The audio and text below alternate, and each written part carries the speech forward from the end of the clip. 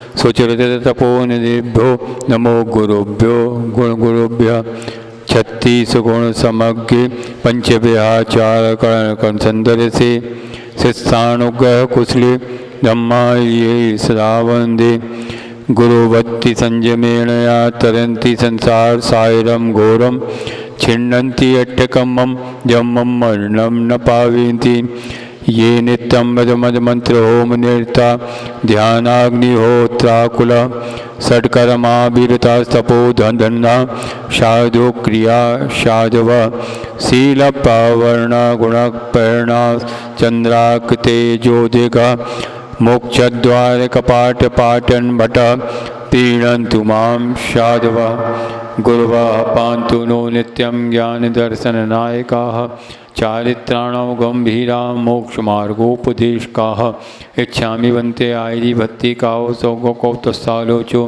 समनान समदर्शन समचरिजुत्ताणं पंचव्याचाराणम् आयर्याणम् आयारादिसुतराणो देशयाणम् वज्जायाणं तीरगुणपालदयाणं सब्बसाहुणं साहनिष्कालम् अंचेमि पूजेमि वन्दामि नमसामि दुःखखौ कम्बखौ बोहिलाहो सुगै गमणं समाहि मरणं जिनगुण संपत्ति हो मज्जम ये नात्मा बुद्धतात्मैव परत्वे नैव चापरम् अक्षयानंत बोधाय तस्मै सिद्धात्मने नमः।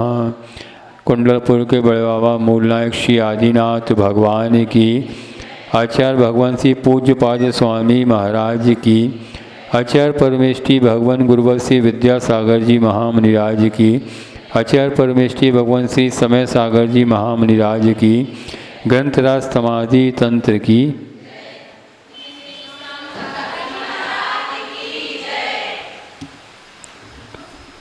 गत 3 दिनों में सिद्ध परमेष्ठी, तीर्थंकर परमेष्ठी अर्थात अरहंत परमेष्ठी और माँ जिनवाणी के बारे में अपन जानकारी लेते हुए आज यहाँ से जो समाधि तंत्र का मुख्य स्वरूप है, जिस कारण से यह समाधि तंत्र ग्रंथ लिखा गया, आत्मा, उस आत्मा का ज्ञान कराने के लिए आज से यहाँ पे कार्य का प्रारंभ हो रही है। आप लोग सावधान हो जाइए और आत्मस्थ होने का प्रयास प्रारंभ कर दीजिए। देर से आने वाले समय से आया करो सब लोग। अध आत्मना भेदान त्यागोत्पादान विभिन्न विवेचयति। अब आत्मा के भेद और त्याग उपादान विधि को बताने के लिए अगली यह कारिका यहाँ पे दी जा रही है। बहिरंतः परश्चेति त्रिधात्मा सर्वदेहिषु उपेयात्र परमं मध्योपायाद बहिस्तजेत त्यजेत। बहिरंतः परश्चेति त्रिधात्मा सर्वदेहिषु उपेयात् तत्र परमं मध्योपायात् बहिस्तजेत। बहिरंतः परश्चेति त्रिधात्मा सर्वदेहिषु उपेयात् तत्र परमं मध्योपायात् बहिस्तजेत।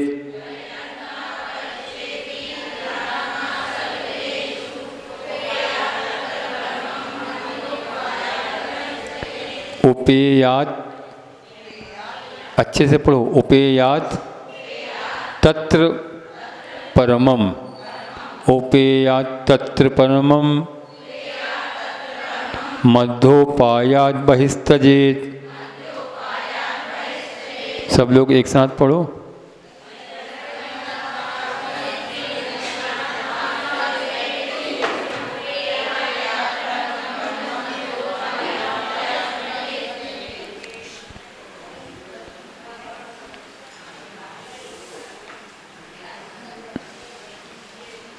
इस कारिका में आचार्य पूज्यपाद स्वामी महाराज आत्मा का वर्णन कर रहे हैं और आत्मा का वर्णन करने के लिए सर्वप्रथम आचार्य महाराज बता रहे हैं कि आत्मा 3 प्रकार की है। आप लोगों ने 6 ढाला में भी पढ़ा है। क्या पढ़ा है? बहिरात्म परमात्म, बोलो। बहिरात्म अंतर आत्म परमात्म जीव त्रिधा है। एक गिने पर मातम तत्व मुधा है। हाँ, उत्तम मध्यम जगन त्रिविध के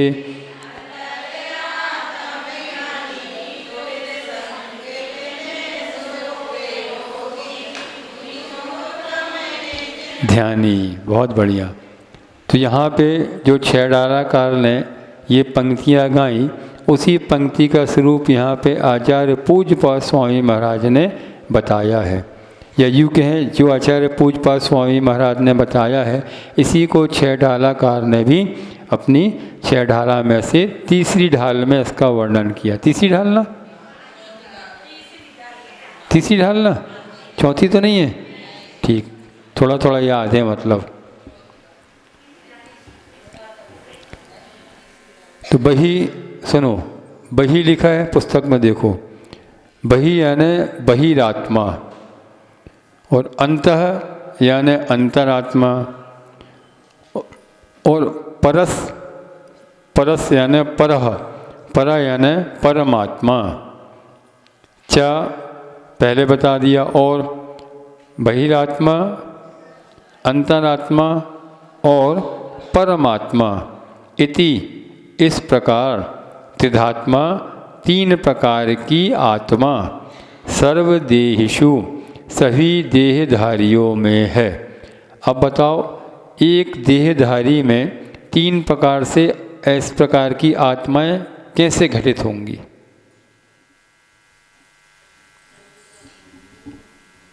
एक जीव में 3 प्रकार से ऐसी आत्माएं कैसे घटित होंगी? बहिरात्मा, अंतरात्मा और परमात्मा।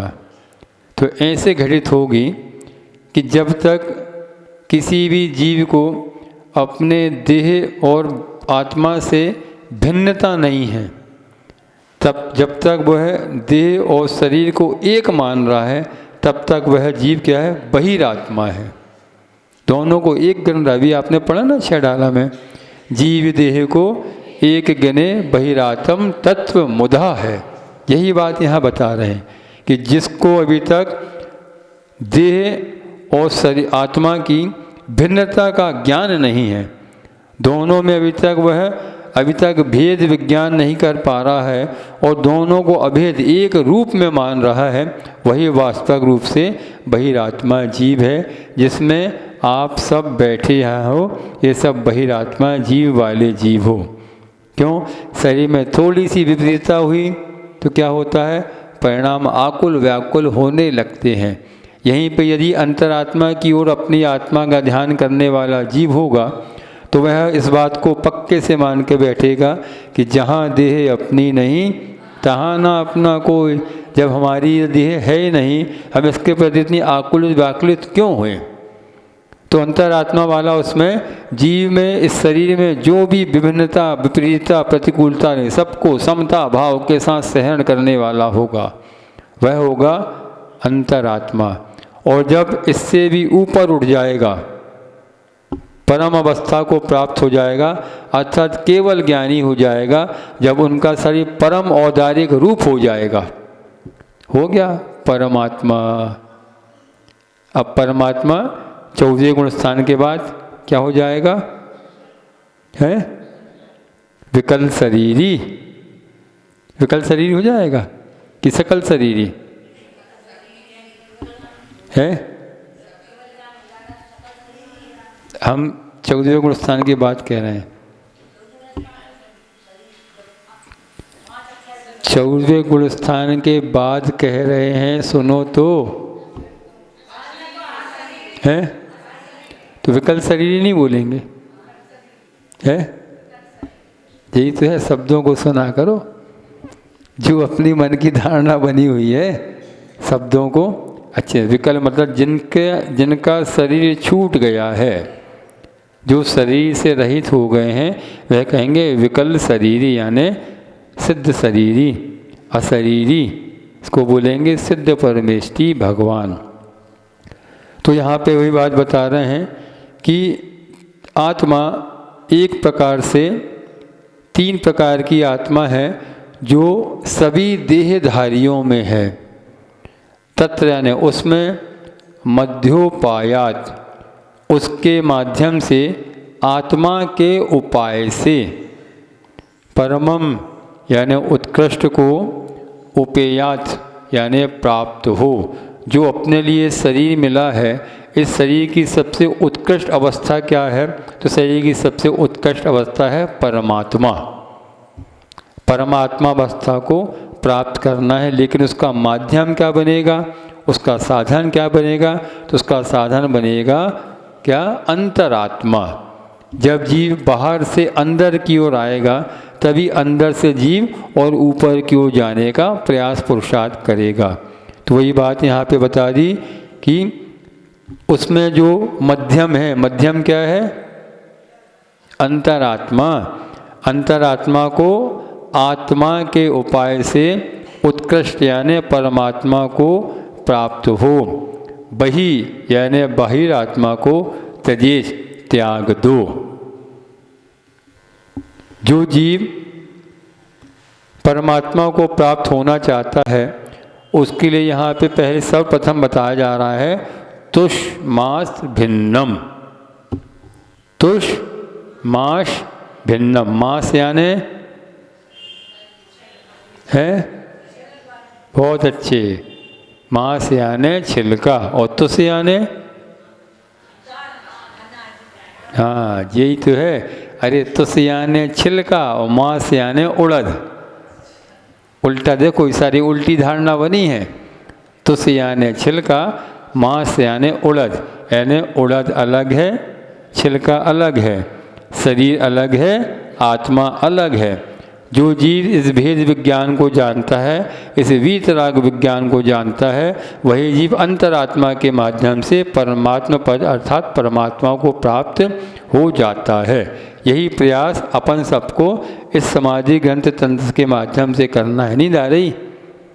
किसी किसी को नींद आती, सुबह से जल्दी सो के उठ जाते ना, है ना, तो जल्दी नींद भी आती है।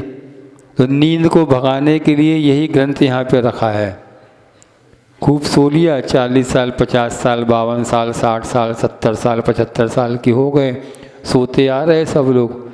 अब जागो, अब बहिरात्मा से अंतरात्मा की ओर आने का प्रयास पुरुषार्थ करना है। यह एक बहुत बड़ा साधन है परमात्मा तक पहुँचने के लिए।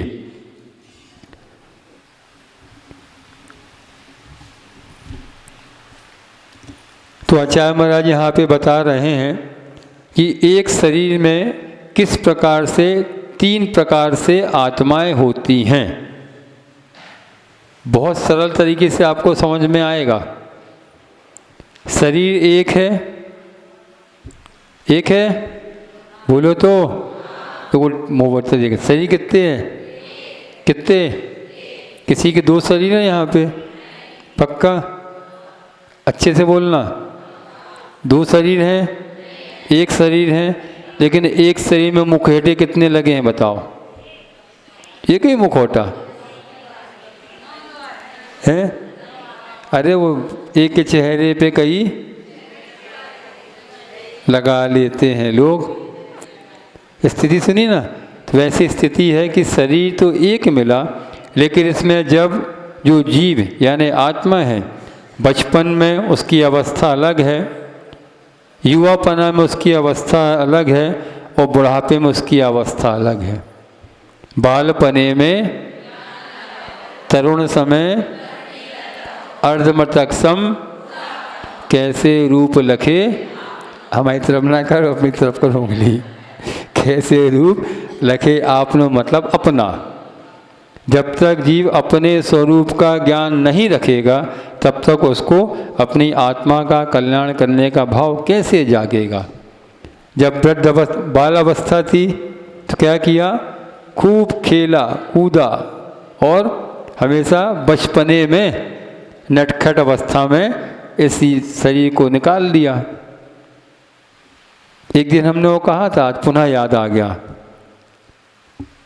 समझ, शक्ति और समय, 3 बिंदु लिखो।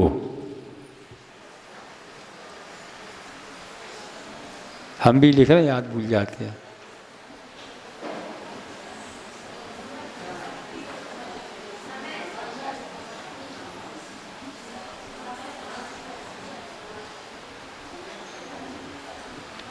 समय, शक्ति और समझ, अब इन तीनों को आप बाल अवस्था, युवावस्था और वृद्ध अवस्था के साथ घटित कर लो। कैसे घटित करेंगे? फिर से सुनो, बातें नहीं करो, हमसे पूछा करो। समय, शक्ति और समझ, ये 3 चीज एक साथ व्यक्ति के जीवन में हो पाना बहुत दुर्लभ है। और जिसके जीवन में तीनों चीज एक साथ हो गई, वे जीव आचार्य परमेष्ठी भगवान श्री विद्यासागर जी महाराज जैसे होके अपनी आत्मा का कल्याण कर जाते हैं। बहुत विरले होते हैं। बार बार बोलने के बाद भी आप लोग लिख नहीं पाते। समय, शक्ति, समझ, और बोले एक बार, लिख लिया? हाँ। अब इसको आप शैडालाकार ने जो बात बताई और जो बात इस कारिका में आई उससे आप घटित कर लो। समय, जब जीव बाल अवस्था में है उसके पास पर्याप्त समय है, 24 घंटे समय है, भरपूर समय है, लेकिन उस समय उसे अपनी आत्मा का कल्याण करने के लिए समझ नहीं है। समझ है, बालपने में शक्ति है, जो शक्ति आपके पास युवा समय में है वह व्यक्ति आपके पास, वह शक्ति की अभिव्यक्ति बालपने में नहीं है। समय तो भरपूर है, खाया पिया, खूला केदा, कूदा, घुमा फिरा और खूब मौज मस्ती की, बहुत समय है, बहुत समय, लेकिन अभी समझदारी नहीं है। और शक्ति का उपयोग भी जिस प्रकार से होना चाहिए उस प्रकार से नहीं हो पाया। इसी बात को पंडित दौलत राम जी ने कहा, बाल समय में ज्ञान न रहो। ज्ञान नहीं, समझ मतलब ज्ञान। ज्ञान कहाँ है?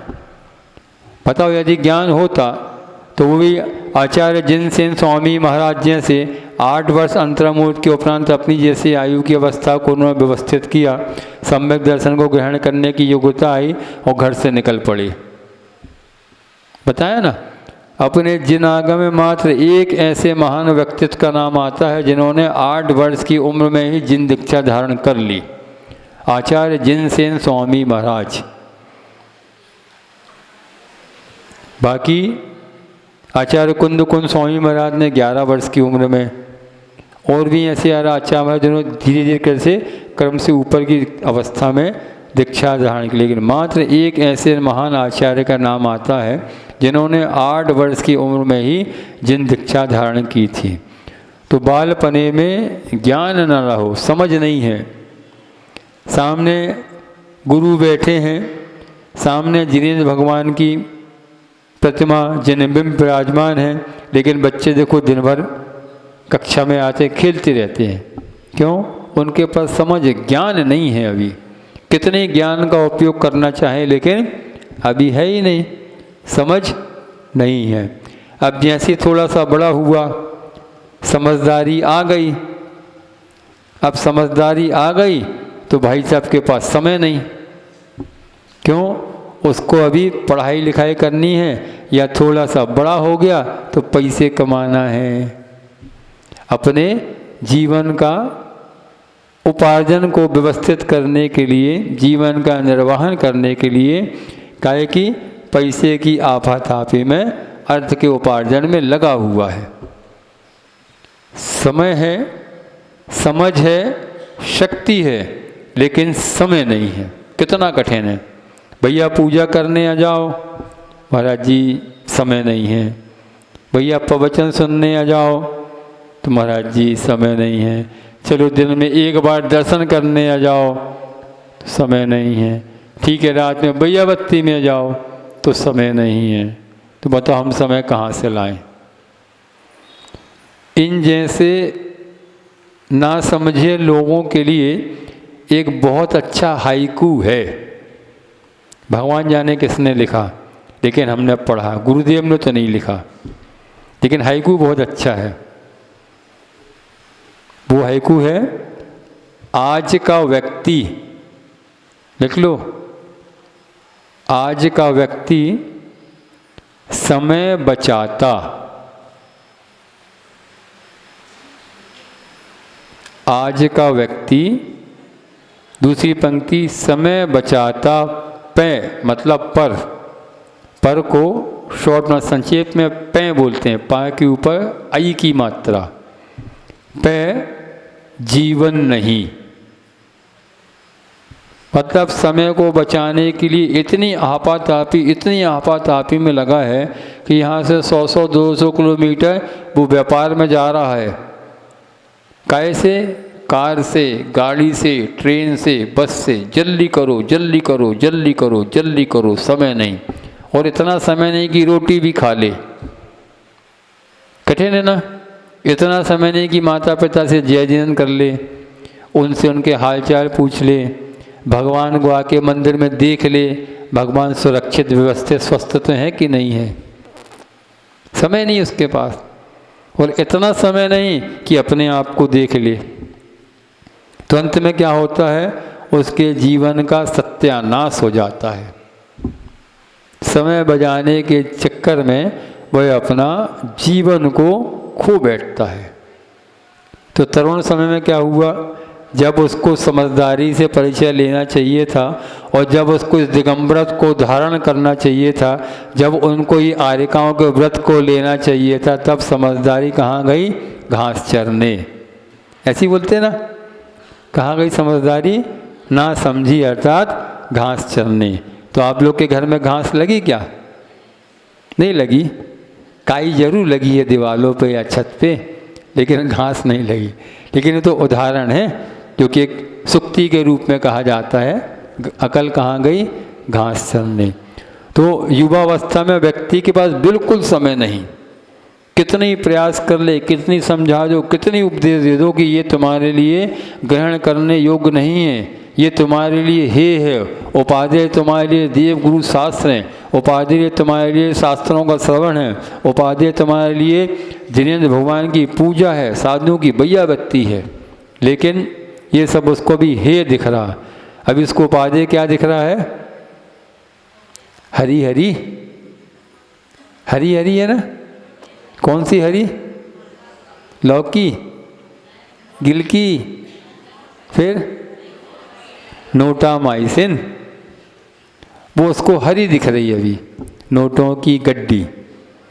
अब जैसी उसके हाथ से ये समय निकला, अब वो आया वृद्धावस्था में, जो बैठी बूढ़ी दादी टिक्के, वृद्धावस्था आ गई। अब दादी के पास समय है, समझ है, लेकिन शक्ति नहीं बची। दादी अब ले लो आर्यिका के व्रत, वो बैठी बूढ़ी कुर्सी से टिकी, पैर के नीचे और एक कुर्सी लग गई है। सब देते हैं, सब मिला तो बूढ़ों को दीक्षा, तुम घर छोड़वे को प्रयास तो करो, सब मिल जाए। और दीक्षा का अर्थ आज के समय में जो आचार्य महाराज ने बहुत अच्छी व्यवस्था आप लोग के लिए रखी है, आप लोग उसको अन्यथा ना लें, कि अभी जो समय चल रहा है, अब समय के हिसाब से आपके शरीर में वास्तव में इतनी शक्ति नहीं कि आप पिछी कमंडल लेके बिहार कर सको। चल लोगी? नहीं चल पाई ना। पास में ही घर है, गाड़ी से आते हो, शरीर में शक्ति नहीं बची चलने की। अब शक्ति नहीं बची तो आर्यिका के व्रतों का निर्दोष रूप से पालन कैसे कर पाओगे? इसलिए पूज्य गुरुदेव ने आप लोग की आत्मा का कल्याण करने के लिए और आप लोगों का वैराग्य स्थायी बना रहे, इसके लिए 3 साधिका आश्रम की स्थापना अभी कर दी पिछले 3-4 वर्षों में। क्यों करी? उन्हें पता है अब ये वृद्ध हो गए हैं, अब ये दीक्षा के योग्य नहीं हो पाएंगे। भावना तो बहुत है, भावना इनको संलेखना लेने की भी है जिसके माध्यम से आत्मा का कल्याण होगा, लेकिन घर वाले नहीं छोड़ें, और घर वाले छोड़ दें तो अपने अंदर अभी शक्ति नहीं है। तो आपकी शक्ति को किस प्रकार से उद्घाटित किया जाए, इसलिए पूज्य गुरुदेव ने साधिका आश्रम का आशीर्वाद दिया। और वहाँ पे आपके जैसी वृद्ध माताएं वहाँ पे रह के कोई 3 प्रतिमा, कोई 5 प्रतिमा, कोई 7 प्रतिमा, कोई 10-10 प्रतिमा का पालन निर्दोष रूप से कर रहे हैं, एक दूसरे के सहयोगी बनकर। एक कमरे में 2-2, 3-3 साधिकाएँ हैं, जाके देखो। सामूहिक स्वाध्याय होता है, सामूहिक भोजन करते हैं, अपनी योग्यता के अनुसार से और भी सामूहिक कहीं आना जाना कर लेते हैं। दिन में महाराज आदि फेर लिए, दिन में अपने दूसरे काम कर लिए, पूजन भी करते हैं। जाके देखो तो एक आश्रम में 15, 18, 20 साधिकाएँ हैं, और क्रम क्रम से जिनकी आयु की उदीर्णा पूरी होती जा रही है वो संलेखना के माध्यम से और स्वर्ग की ओर गमन भी कर रहे हैं। कितनी अच्छी एक साधिका थी, सागर के वकील साहब थे उत्तम चंद जी। पता नहीं आप लोग जानते नहीं जानते, सागर वाले जो भी जानते हो है, जिनकी पत्नी का नाम जयंती बाई था। पता है कितनी संतान थी बताओ? कितनी संतान थी? है हाँ, एक भी संतान नहीं थी। लेकिन गजब की वो जयंती बाई, उसने 2019 में अपने पति की संलेखना कराई आचार्य महाराज के चरण सन्निधि में, नेमावर चातुर्मास में। हमने देखा जब वो भाई साहब आए थे, वकील साहब उत्तम चंद जी, रोग तो अंदर था, अब रोग चूँकि दिख नहीं रहा था, और आचार्य महाराज चूँकि अंतर्यामी सब जानते थे, गुरुजी ने अपने ज्ञान चक्षु से देख लिया, समझ लिया, जान लिया कि अब वकील साहब का जीवन बहुत नहीं है।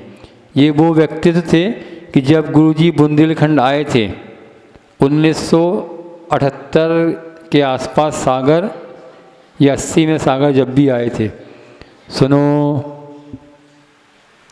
जब गुरुजी सर्वप्रथम सागर आए तो आचार्य श्री के सबसे प्रथम भक्त बनने का सौभाग्य इन्हीं वकील उत्तम चंद जी को प्राप्त हुआ था। और गजब की उनकी धर्म पत्नी, वो हमने देखा कितने दृढ़ता के साथ उसने अपने पति की संलेखना कराई। हम लोग आहार करने जा रहे थे तो उनकी 10 प्रतिमा हो गई थी और लगभग सांसें उल्टा चलना चालू हो गई थी। और जब आहार से लौट के आए तो पेड़ के नीचे जैन साहब टिके भय बैठे थे। हमें पूछा, काय भाई का भाव? बोले महाराज जी चल बसे। एक आंखों से आंसू नहीं आया उसके। क्या गजब की महिला, क्या उसकी दृढ़ता, जो वास्तव में भेद विज्ञान को जानती थी। शरीर अलग है, आत्मा अलग है। शरीर का मरण हुआ, आत्मा तो अजर अमर है। गजब की महिला वो। और अभी पिछले वर्ष जो 3 साल पहले बंडा में साधिका आश्रम खुला, तो साधिका आश्रम की उसको संचालिका बनाया गया था। पिछले वर्ष उसके भी असाता कर्म का उदय आया, उनको कैंसर हो गया और उन्होंने 10 प्रतिमा के साथ संलेखना लेते हुए अपनी आत्मा का कल्याण कर गई। अब मान लो वो घर में होती, तुम क्या कर पाती? कितने लोग एक अकेले के घर में झांकने देखने उसकी भैया बत्ती करने जाते, बताओ? एक आध तो बताओ। यही प्रतिमाधारी बैठी 4-6 ठैया। मान लो तुम्हारे समाज में किसी की संलेखना चल रही हो तो 24 घंटे में एक आध बार चले जाओगी, 2-4 मिनट के लिए बस, नहीं जाती। जबकि सबका कर्तव्य होता है, यदि आपको वास्तव में संलेखना लेने के भाव हो तो उसके घर जाओ, 24 घंटे उसके साथ रहो, उसको संबोधित करो, उससे सीखो, शिक्षा लो कि मुझे भी ऐसे ही अपनी आत्मा का कल्याण करना है, भगवान मेरी भी ऐसी ही संलेखना हो। लेकिन कठिन बात होती है, और कठिन चीज़ हर किसी को अच्छी लगती नहीं। जैसे समाधि तंत्र ग्रंथ दो चार लोगों की आंखों में तो नींद आ रही है, हमको दिख तो रहा है यहाँ से, ऊँघ भी रहे हैं, क्योंकि अध्यात्म का ग्रंथ है ना, जल्दी समझ में नहीं आता। तो ऐसी व्यवस्था है कि अंत समय में, बुढ़ापे में समय है, समझ है, लेकिन अब शक्ति नहीं रही। तो बताओ, एक जीवन में तीन तीन स्थितियां घटित हो रही हैं, समय, समझ और शक्ति, लेकिन इसका उपयोग कितने लोग कर पा रहे हैं? और उपयोग तो दुनिया कर रही है, सदुपयोग कितने लोग कर पा रहे हैं, ये मुख्य चीज़ है। तो सदुपयोग कर पाना और सदुपयोग करना ये सबसे महत्वपूर्ण है। इसके लिए अपन को इस ग्रंथ को अच्छे से आत्मसात करना है। तो अभी तक जो करते आ रहे हैं यह सब बहिरात्मा की अवस्था व्यवस्था है। अब अपन को इस बहिरात्मा को त्यागते हुए अंतरात्मा की ओर प्रवेश करना है। अब सिर्फ अपने आत्मा के बारे में चिंतन करना प्रारंभ करो। शुरू में बताया, पर को पर जानो, स्व को स्व जानो। ये जितने भी व्यवस्थाएं चल रही हैं आपके विभाव भाव हैं। आपका स्वभाव क्या है? मैं ज्ञाता दृष्टा हूँ, मैं आत्ममयी हूँ, मैं ज्ञानी हूँ, मैं ध्यानी हूँ, मैं योगी हूँ, मैं शांत स्वभाव वाला हूँ, मैं स्वस्थ हूँ। इसी का नाम है योग, मेडिटेशन, इसका ही नाम है। ज़्यादा कुछ दिमाग नहीं लगाना। तो बाहर से अपने अंदर की ओर आना, इसका नाम है अंतरात्मा। इससे सरल परिभाषा क्या मिलेगी अंतरात्मा की, बताओ? किसी और के पास है इससे सरल परिभाषा अंतरात्मा की? छोड़ दो। ये जितने बैठे हैं मेरे, जिनको आप मान रहे हो, ये कोई मेरा नहीं। जग में न हमारा कोई था, हम भी न रहे जग के साथी। जिसके जीवन में ये बात आई वो जा रहा है बाहर आत्मा से अंतरात्मा की ओर। सही है दादी? आ रही बात समझ में? अब बताओ, कब है छोड़ने घर? नहीं सुन रही, साउंड के बावजूद से बैठी हैं। अरे इसलिए तो वहाँ बैठी बाजू से। ठीक ठीक, कोई बात नहीं। तो एक शरीर में तीन प्रकार की जो अवस्थाएं दिख रही हैं, इसी प्रकार से अपन एक शरीर में, एक जीवन में तीन प्रकार की आत्मा का स्वभाव, उसका स्वरूप, उसका ज्ञान समझ सकते हैं। बाल अवस्था, युवावस्था, बुढ़ापा, बहिरात्मा, अंतरात्मा, परमात्मा। बाल अवस्था, मुनि अवस्था, उसके बाद केवली अवस्था। कौन सी चाहिए? एज यू लाइक, अब आप चुन लो, जो अच्छा लगे उस ओर अपने कदम बढ़ाना चालू कर दो।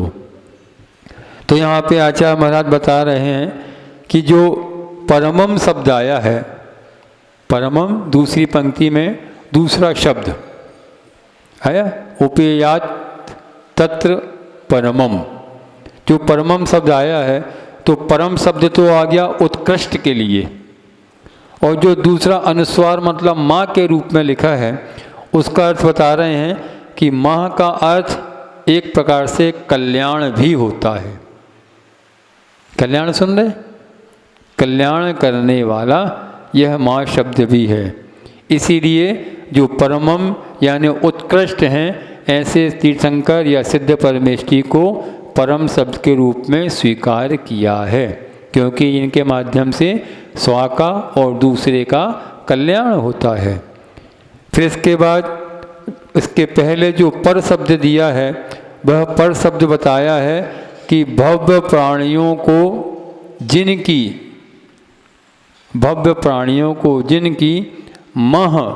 मह अर्थात समवसरण रूपी लक्ष्मी का उपकारक प्राप्त हो रहा है।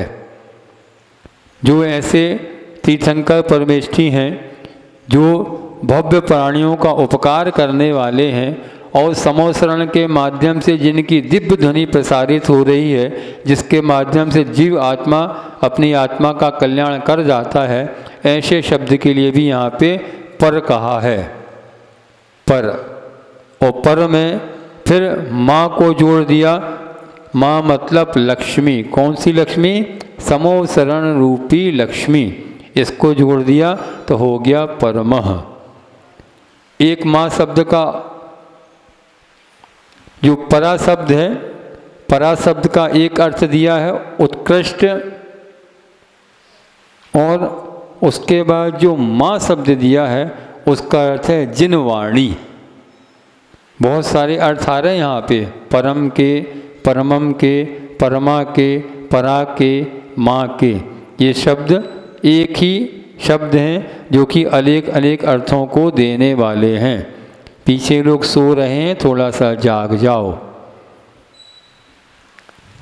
जिस प्रकार से, पीछे नहीं देखो, जिस प्रकार से एक माता अपने छोटे से अबोध बालक की रक्षा करती है, उसका ध्यान रखती है, उसी प्रकार से माँ जिनवाणी भी हम जैसे अज्ञानी प्राणियों की रक्षा करती है और हमेशा हमें संभालती और संभालती रहती है। इसलिए यहाँ पे एक शब्द माँ, ये बैठी माँ, बच्चों की माँ, लेकिन ये तो संसार में मात्र रक्षा और ममता करने वाली माँ है, लेकिन वास्तविक माँ तो जिनवाणी माँ है जो हमें अपने उत्कर्ष स्थान तक ले जाने वाली है। इसी बात को आचार्य कुंद स्वामी महाराज ने मोक्ष पाहुड़ ग्रंथ में एक कारिका के रूप से आत्मा के तीनों स्वरूप को बताया है, तीनों भेद को बताया है।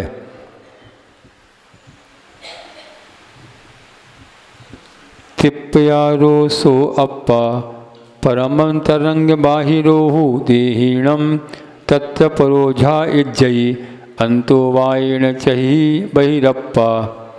अर्थात जीवों की आत्मा उसमें नहीं है। ये पुस्तकें अलग है, हमारी अलग है। अच्छा बताओ एक बात, सही सही बोलना, ऐसा नहीं हम सामने बैठे तो सामने हाँ कर दो, पीठ पीछे बोलो।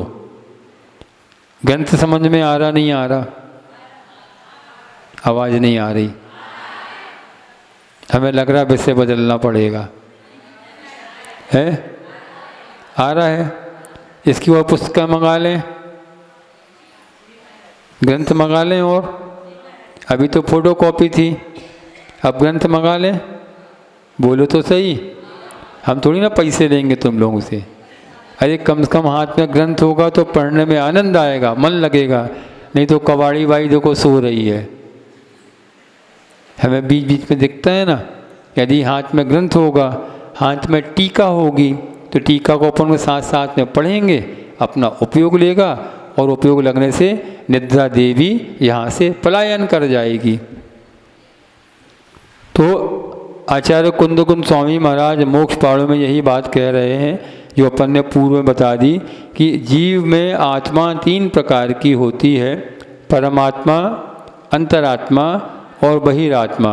उसमें से बहिरात्मा तो त्याज्य है, त्यागने योग्य है, हे है, लेकिन अंतरात्मा जो कि साधक है, उपाय है परमात्मा तक पहुंचने के लिए, तो उस अंतरात्मा का ध्यान करना चाहिए। किसका ध्यान करना है? अंतरात्मा क्या है?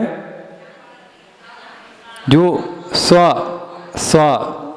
जो मेरा स्वभाव है वही अंतरात्मा है। बाकी ये सब क्या है? ये वही आत्मा है ना?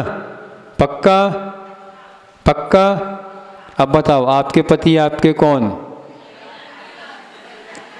बोलो तो, आवाज़ क्यों नहीं आ रही? आपके माता पिता कौन? आपके पुत्र कौन? आपकी पुत्री कौन? सास कौन? ससुर कौन? सब वही आत्मा है ना? स्वीकार कर रहे हैं ना? नहीं स्वीकार कर रही, नहीं कर रही स्वीकार।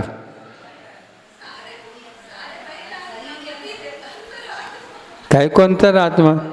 अरे जब कह रहे जहाँ देह अपनी नहीं, कैसे हो सकता कोई अपना? यदि सुनो, यदि आपके पतिदेव आपके होते तो जितने भव आपके पूर्व में निकल गए उतने सब भवों वो आपके पति क्यों नहीं बने? और यदि वास्तव में वो आपके पति होते या हैं तो आगे आने वाले भवों में भी आपके पति बने। ऐसा हो नहीं सकता। कर्म सिद्धांत है, जो आज पति है कल वो पिता भी हो सकता है, वो आपका पुत्र भी हो सकता है। यही बात तो है भेद विज्ञान को समझने के लिए। और यही हमारी विपरीत विचारधारा या सोच है, हमारी धारणा है, जिसको आज हम अपना मान के बैठे। यदि यही घर बार धन संपत्ति जो आपकी है वो भविष्य में भी रहती या पूर्व में भी रही होगी, यदि होती तो स्थायी रही होती। जर्जरता को या इतने वृहद रूप को प्राप्त क्यों हो रही? होती नहीं है, क्योंकि हमारा वो है ही नहीं। चलो यदि यही अपना होता तो आपकी हमेशा बाल अवस्था रहनी चाहिए। आप युवा क्यों हुए, आप वृद्ध क्यों हुए? क्योंकि ये इस शरीर का स्वभाव है, इसका स्वरूप ही ऐसा है। जो आयु कर्म मिलेगी, आयु कर्म के माध्यम से जो अपनी अवस्था को धीरे धीरे करके प्राप्त होगा, तो जो आयु अवस्था के माध्यम से बढ़ेगा उसका क्षरण भी तो होगा और कभी तो उसका अंत आएगा। जब 84 लाख पूर्व कोटि की आयु वाले आदिनाथ भगवान की आयु कर्म की उदीर्णा होके और अंत में उन्हें शरीर को छोड़कर और सिलसिला में जाके विराजमान हो गए, तो हम आप क्या? सबको छोड़ना है। लेकिन वे तो महापुरुष थे, तीर्थंकर थे, तो जाके सिद्धालय में विराजमान हो गए। अपन कहाँ जाएंगे? आप कहाँ जाओगे ये बताओ? नीचे। ऐसे क्यों बोल रहे नीचे? एक दिन हमने बताया आप लोग को, अपनी मानसिकता बना लो, धारणा बना लो, क्योंकि भावना कुछ कर तो नहीं कर पाएगी, लेकिन बगैर भावना कुछ होगा भी नहीं, पक्की बात। भावना भवनाशनी कहा है, तो भावना भाना चालू कर दो। पूर्व में 2-3 बार बता चुके हैं। कोई पूछे कहाँ जा रहे तो क्या बोलोगे? हैं? हम मोक्ष जा रहे। क्या बोलना है? अब नहीं बोलना पता नहीं कहाँ जा रहे। अपनी भावना रखो उत्कृष्ट मोक्ष। अरे बड़ा मांगो, इतना बड़ा, इतना बड़ा, इतना बड़ा, सबसे बड़ा मांगो।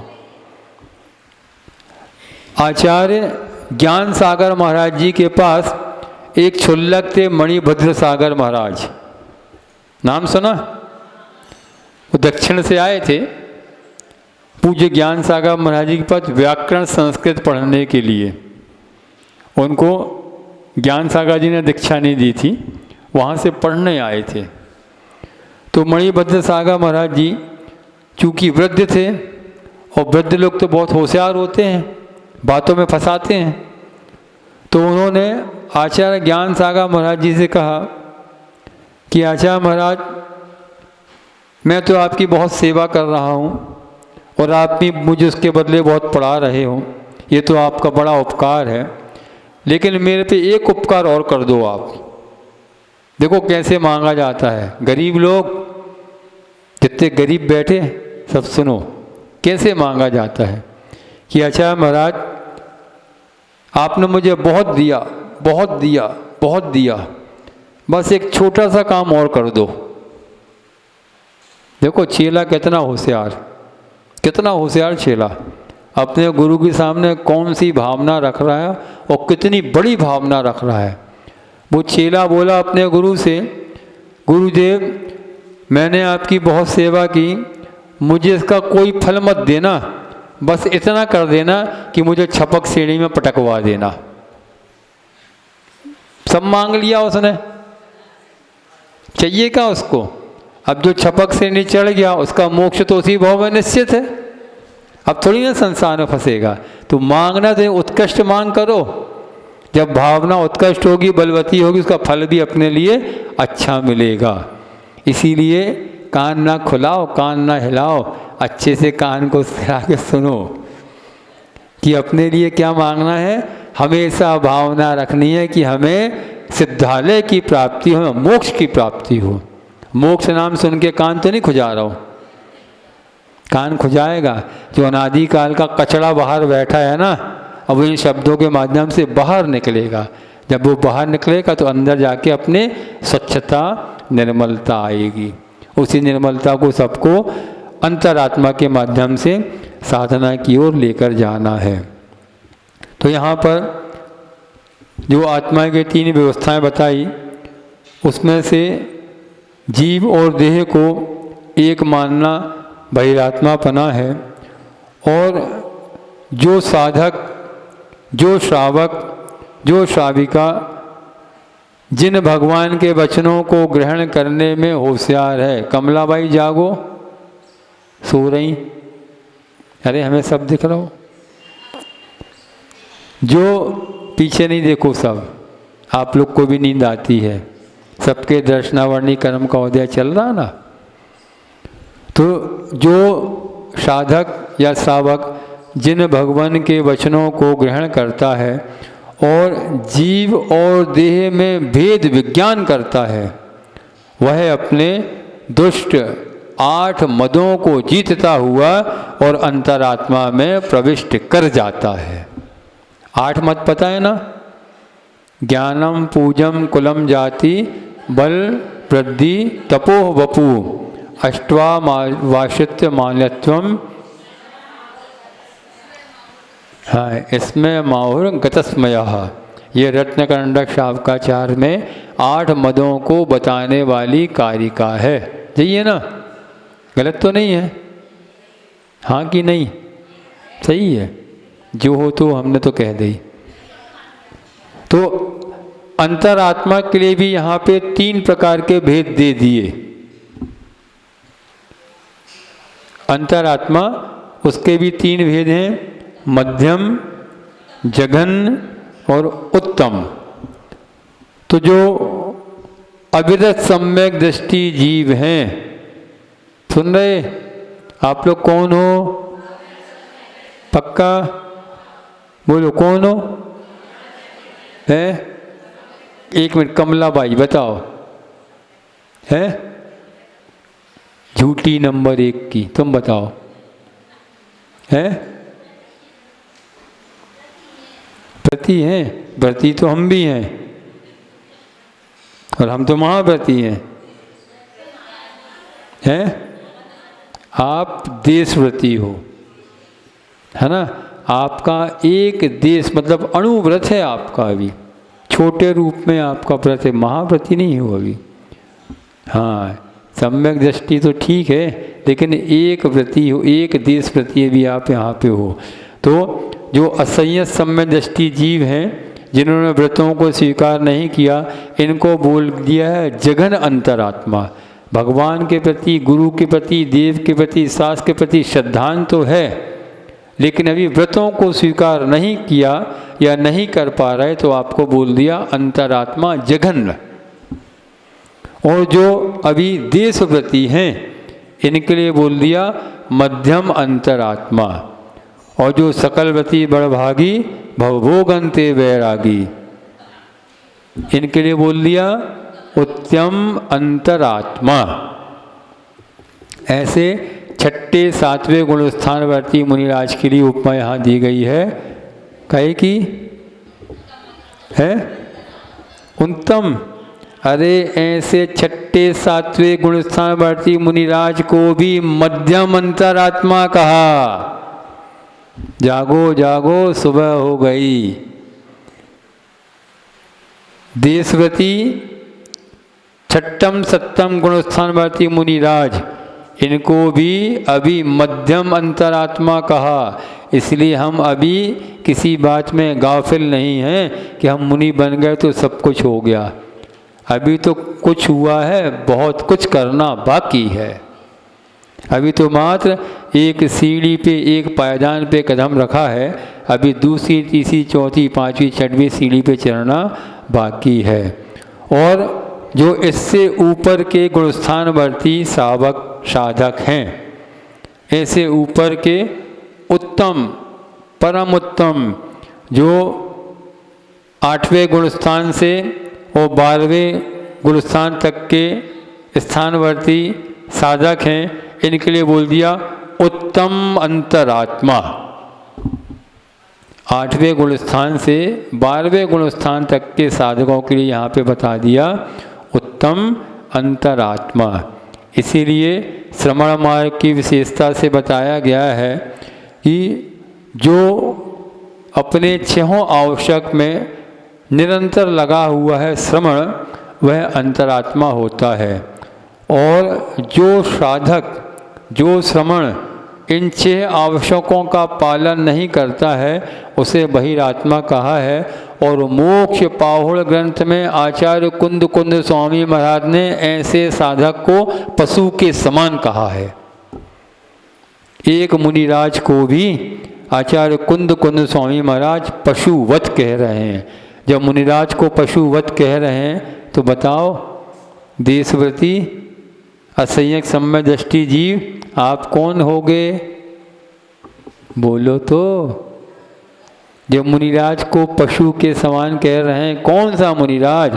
जो अभी 6 आवश्यक का पालन समय पे नहीं कर रहा है, अपना समय 6 आवश्यक के पालन में नहीं निकाल रहा है। जब उसको पशुवत कह दिया, अब तो जाग जाओ, अब तो नींद उड़ जानी चाहिए आँखों से। और नींद के अब तो होश उड़ जाए आप लोगों के कि जब मुनिराज हैं मोक्ष पाहुड़ ग्रंथ, अष्टपाहुड़ ग्रंथ में आचार्य कुंद कुंद स्वामी महाराज, मोक्ष पाहुड़ भी है शायद उसमें, जो अष्टपाहुड़ है उसमें आचार्य कुंद कुंद स्वामी महाराज स्पष्ट रूप से ऐसे मुनिराजों को पशुवत कह रहे हैं। जो अनर्गल यहाँ वहाँ की बातों में लगे रहते हैं, उनके लिए भी आचार्य कुंद कुंद स्वामी महाराज पशुवत कह रहे हैं। जो समय है 6 आवश्यक में निकालिए, उसमें समय बचा तो धर्म के उपदेश में, तत्व चर्चा में निकालिए। अनर्गल यहाँ वहाँ की बातें करते हैं तो वो साधक पशुवत, पशु के समान हो गया। अब आप सब तो 24 घंटे उन्हीं बातों में लगे रहते हो। बताओ कौन सी पदवी मिलेगी आचार्य कुंद कुंद महाराज के माध्यम से आप लोगों को, है ना? इसीलिए अपन अनर्गल बातों को छोड़ते हुए, राग द्वेष मोह कसायों को छोड़ते हुए और अच्छे भावों के साथ अपनी आत्मा का, जिसमें वास्तविक रूप से कल्याण है, जिससे वास्तविक रूप से हमारी आत्मा जो अनादिकाल से संसार रूपी सागर में पड़ी हुई है, उसका पतन हुआ है, उसको ऊपर उठाने के लिए सब लोग अंतरात्मा में प्रविष्ट होने का प्रयास करेंगे, ताकि हम भी एक दिन जाकर सिद्धालय में अनंत काल के लिए विराजमान हो सकें। इसीलिए समाधि तंत्र ग्रंथ को बहुत अच्छे भावों से पढ़ना और अपनी नींद को समय समय पर जगाते रहना। चलो समय हो गया। बोधि समाधि परिणाम शुद्धि स्वात्मोपलब्धि शिव शौक सिद्धि चिंतामणिम चिंतित वस्तुदाने त्वां वंदमानस्य ममास्तु देवी।